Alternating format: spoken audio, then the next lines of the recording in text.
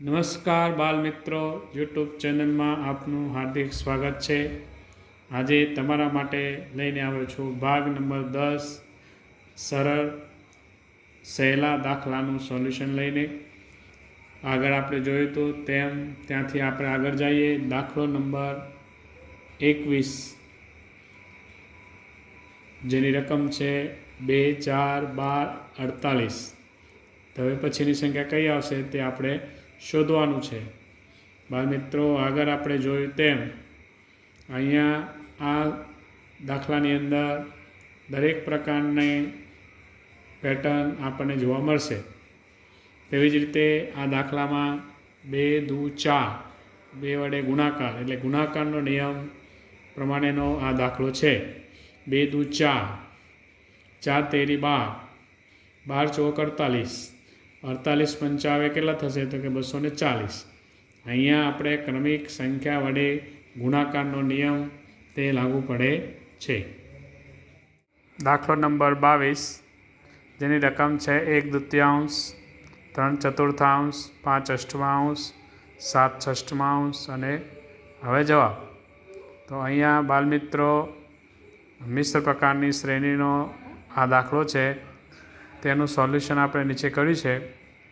અહીંયા જોઈએ તો પ્રથમ એકાંતર શ્રેણીમાં 2 વડે 2 દુ 4, 4 દુ 8, 8 દુ 16 એટલે તે બેવડાય છે, એટલે બે સંખ્યા 2 વડે ગુણાકાર છે।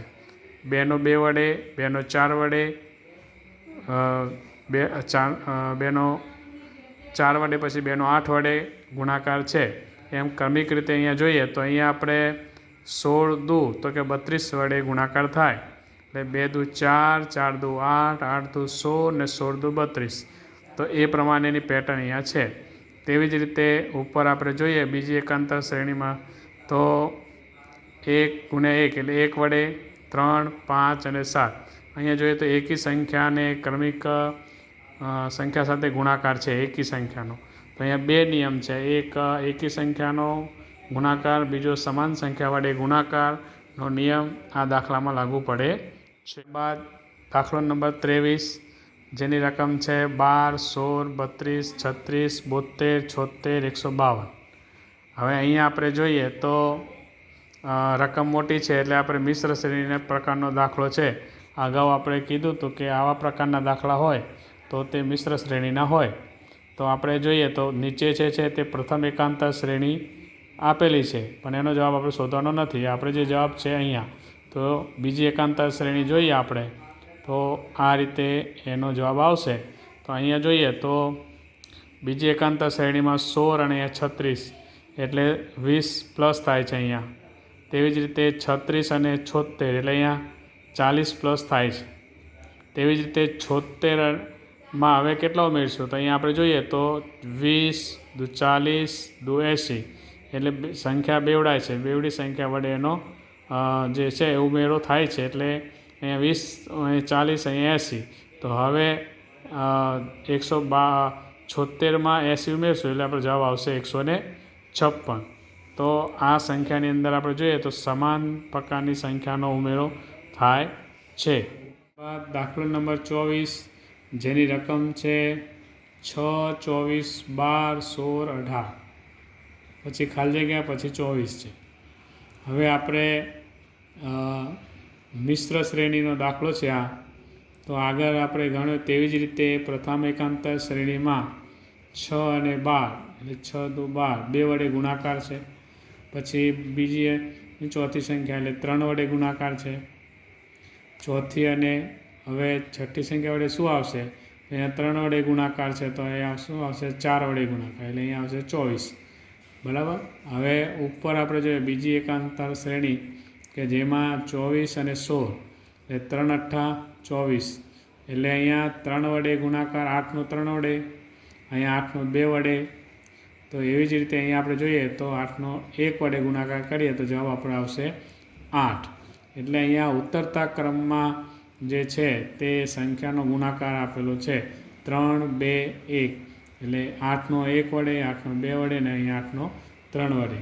એટલે એવી રીતની જે પેટર્ન જે છે તે આ દાખલામાં ત્યારબાદ બાલ મિત્રો દાખલો નંબર 25, જેની રકમ છે 13, 27, 43, 61, 81. હવે પછીની સંખ્યા આપણે શોધવાની છે. તો આગળ આપણે જોયું તેમ પહેલી અને બીજી સંખ્યામાં 14નો વધારો છે, બીજી અને ત્રીજી સંખ્યામાં 16નો વધારો છે, ત્રીજી અને ચોથી સંખ્યામાં 18નો વધારો છે. અહીંયા આપણે જોઈએ તો ચોક્કસ બેકી પ્રકારની સંખ્યા ઉમેરવામાં આવે છે, એટલે કે 14, 16, 18. તો હવે પછી આવશે 20, 20 પછી આવશે 22. એટલે અહીંયા આપણે જોઈએ તો સમાન બેકી સંખ્યાનો ઉમેરો જોવા મળે છે. તો 81માં 22 ઉમેરશું એટલે આપણો જવાબ આવશે 103. ત્યારબાદ બાલમિત્રો દાખલો નંબર 26, રકમ છે 3, 7, 10, 12. હવે પછી કઈ સંખ્યા આવશે તે આપણે જોવાનું છે. તો અહીંયા 3 અને 7 એટલે અહીંયા 4નો વધારો છે, 7 અને 10માં 3નો વધારો છે, એટલે કે 4 પ્લસ થાય છે, અહીંયા 3 પ્લસ થાય છે, 10 અને 12 એમાં 2 પ્લસ થાય છે. તો હવે પછી આપણે જોઈએ તો નિયમ પ્રમાણે અહીંયા સરવાળાનો નિયમ છે અને બીજો ઉતરતી ક્રમિક પ્રાકૃતિક સંખ્યા વડે એનો સરવાળો થાય છે. એટલે 4, 3, 2 અને 1. તો અહીંયા આવશે આપણો જવાબ 13. ત્યારબાદ દાખલો નંબર 27, જેની રકમ છે 44, 40, 34, ખાલી જગ્યા 16 અને 4. તો અહીંયા આપણે જોઈએ તો 44 અને 40 એટલે એમાં 4 માઇનસ કરીએ તો 40 થાય. 40 છે, અહીંયા 36 છે. તો હવે 40માંથી કેટલા બાદ કરીએ તો 34 થાય, તો કે 6. તો અહીંયા આપણે જોઈએ તો -4, અહીંયા 6 થયા. તો ક્રમિક બેકી સંખ્યાની બાદબાકી જે છે થાય છે અહીંયા. તો -4 -6. તો હવે પછી આવશે -8.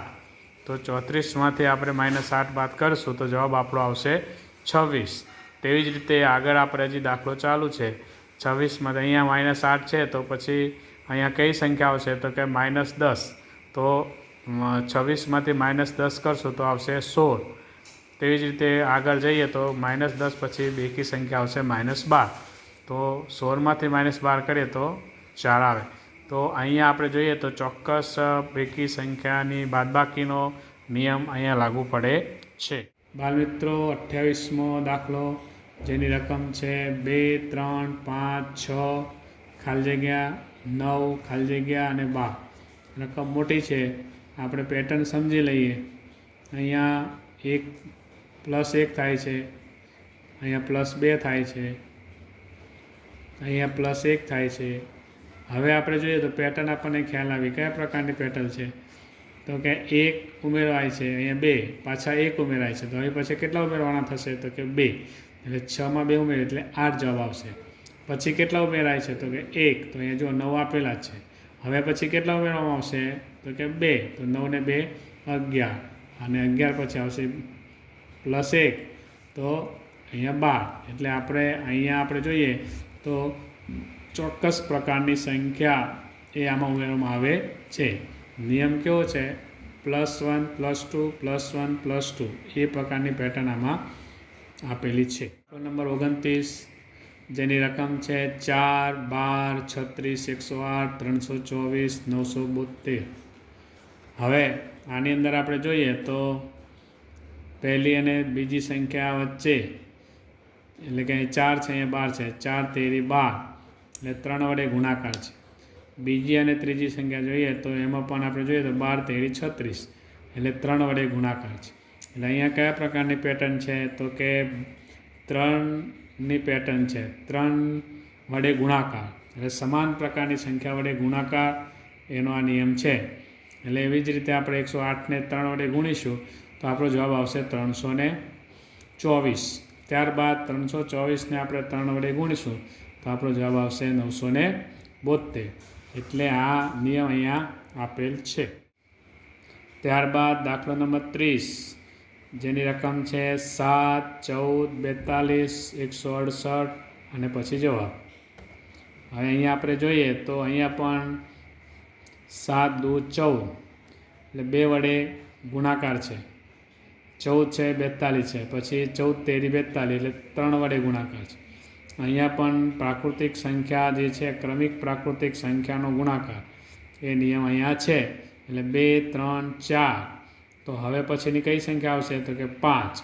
તો 168ને 5 વડે ગુણીશું તો જવાબ આવશે આપણો 840. બરાબર છે. તો બાળમિત્રો, આજે આપણે 10 દાખલાનું સોલ્યુશન મેળવ્યું. આવી જ રીતે આપણે દાખલા ગણતા રહીશું તો આપણને વધુ સરળતાથી એની સમજાઈ જશે. એટલે આ વિડીયો તમે સતત જોતા રહેજો, લાઈક કરતા રહેજો, સબસ્ક્રાઈબ કરજો, જેથી કરીને એક પછીનો જે ભાગ જે છે તે તમે જોઈ શકો. આજે આપણે જે ભાગ જોયો તે ભાગ નંબર 10 છે. હવે પછી આપણે મળીશું ત્યારે ભાગ નંબર 12માં આગળના દાખલાનું આપણે સોલ્યુશન મેળવશું. નમસ્કાર.